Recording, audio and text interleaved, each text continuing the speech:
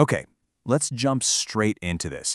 We are looking at an absolute paradigm shift being driven by AI, and honestly, what it means for the very future of human labor. We're talking about a potential transition into a true post-scarcity economy. The rules we've lived by since the Industrial Revolution, yeah, they might just get thrown completely out the window. Before we dig into the hard data, I want you to ask yourself a pretty urgent question. What actually happens to our society when machines can just outperform humans in almost every domain? We aren't just talking about a few factories automating here. We're talking about a systemic, global shift where human cognitive and physical labor might no longer be the actual engine of the economy. Here's the roadmap for today's explainer. 1. The end of scarcity. 2. Automating the global economy. 3. The trillion-dollar impact. 4. The transition toll. 5. Who owns the future? And finally, 6. Utopia or dystopia? Let's get into it. Section 1. The End of Scarcity, Defining the Post-Labor World. So the really crucial point to grasp right away is how this differs from what we've seen in the past. Traditional labor economics is all about creative destruction. Old jobs die out, new jobs are born, and workers basically just shift sectors. But post-labor economics, it starts with a much more radical premise. It assumes that advanced AI and robotics will eventually make human labor entirely peripheral to production.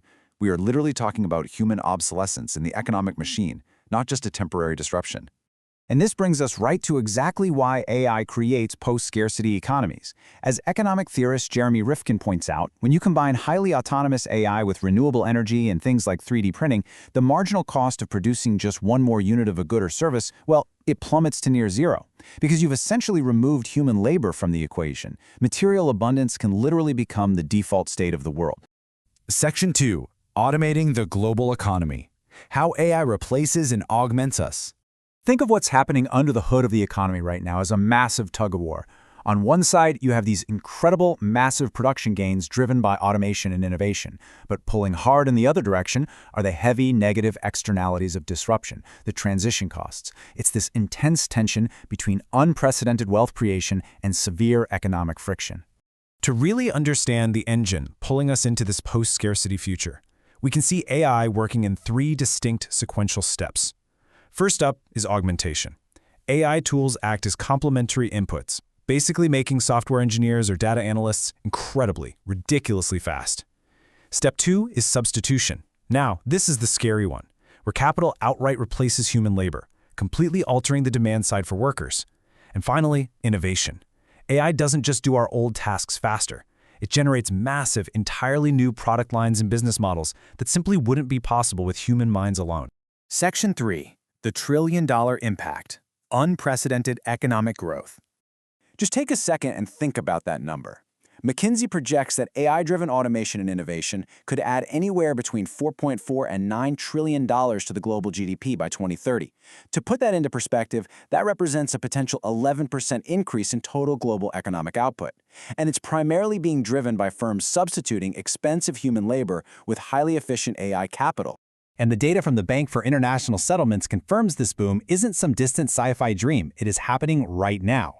We're seeing surging AI infrastructure investments, think data centers and semiconductors, reaching a massive 1% of GDP in highly exposed economies.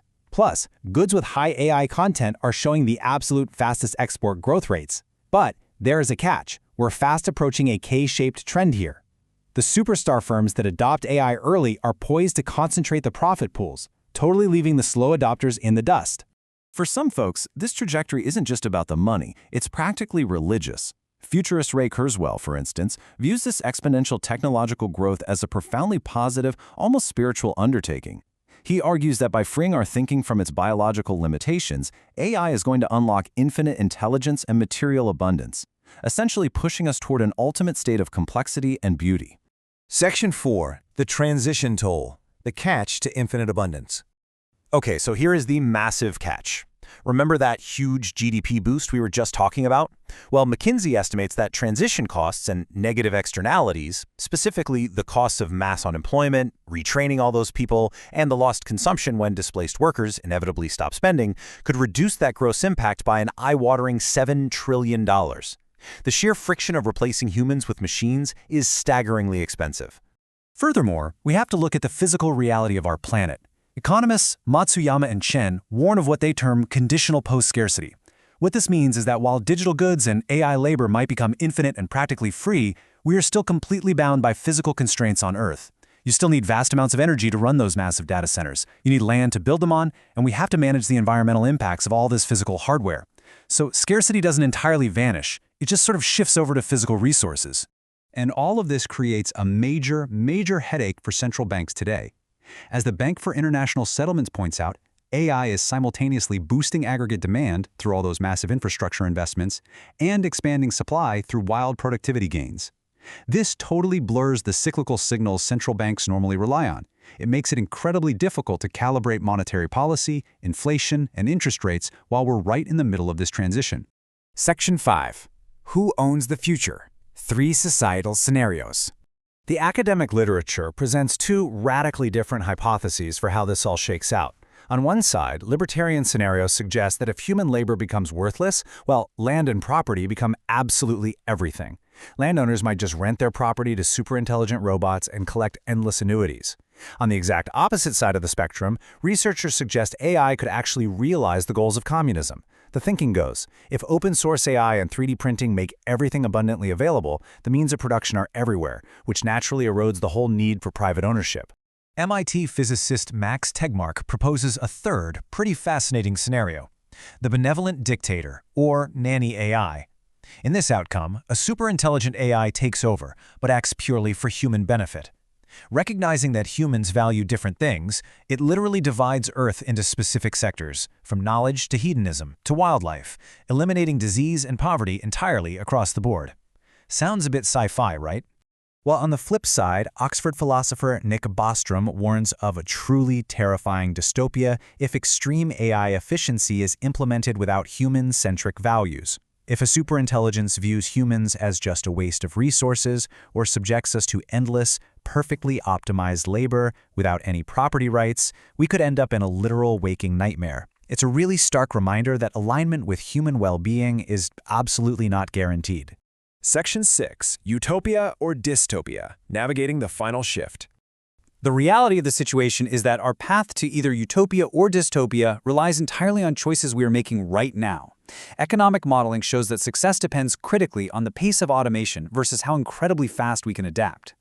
We absolutely have to figure out distribution mechanisms, like universal basic income, for example, to support people when traditional wages disappear.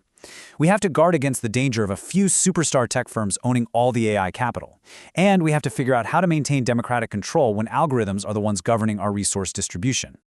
I want to leave you with this final provocative thought to ponder today. If the post-scarcity economy is actually realized and machines truly do replace our labor, how will you find meaning and purpose when you no longer actually have to work to survive?